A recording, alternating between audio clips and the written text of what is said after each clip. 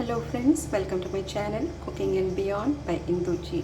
இன்றைக்கி நான் ஒரு காரசாரமான பூண்டு சட்னி செய்கிறேன். பூண்டும் பருப்பும் போட்டு தேங்காய்லாம் போட்டு ஒரு நல்ல ஒரு இது செய்கிறேன்.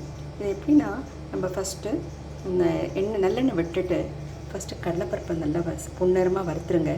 அதுக்கப்புறம் பூண்டு வறுத்துருங்க. நல்லா உங்களுக்கு எவ்வளோ பூண்டு வேணுமோ அதை போட்டுக்கலாம். அதுக்கு உங்களுக்கு ஏற்ற மாதிரி இது காஞ்ச மிளகாய் காரத்துக்கு, பூண்டும் கொஞ்சம் காரமாக தான் இருக்கும். அது மாதிரி நீங்கள் அட்ஜஸ்ட் பண்ணி போட்டுக்கணும். முழு உளுத்தம் பருப்பு வறுத்து வச்சுருக்கேன்.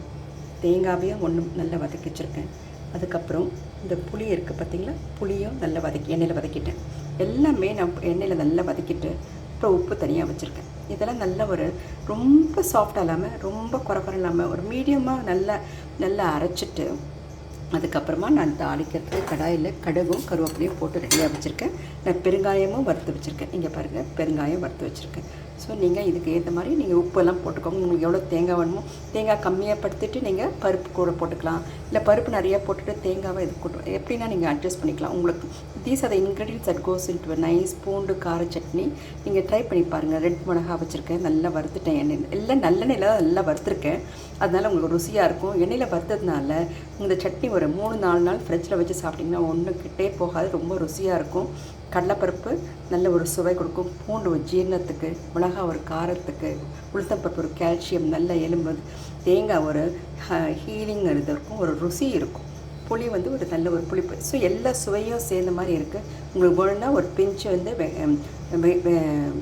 இது வெல்லம் போட்டுக்கலாம். நான் போடலை. பெருங்காயம் கூட ஜீரணத்துக்கு தான் போட்டிருக்கேன். இதெல்லாம் பெருங்காயம்.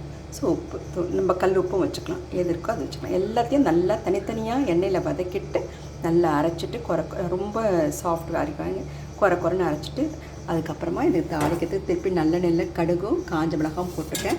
அதுக்கப்புறமா நான் தாளிச்சு எல்லாம் போட்ட பிறகு கொஞ்சோண்டு கொத்தமல்லி கருவேப்பிலையும் போட்டு நல்லா சர்வ் பண்ணேன். அதுக்கு வேண்டிய இட்லியும் நான் ரெடி பண்ணிட்டேன். இங்கே பாருங்கள், இட்லி ரெடியாக இருக்குது.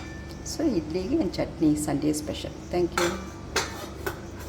இது ஒரு நல்ல ஒரு ஏஎம்சி குக்கர். நான் அதை இட்லி ஊற்றுறதுக்கு யூஸ் பண்ணிகிட்ருக்கேன். தேங்க்யூ.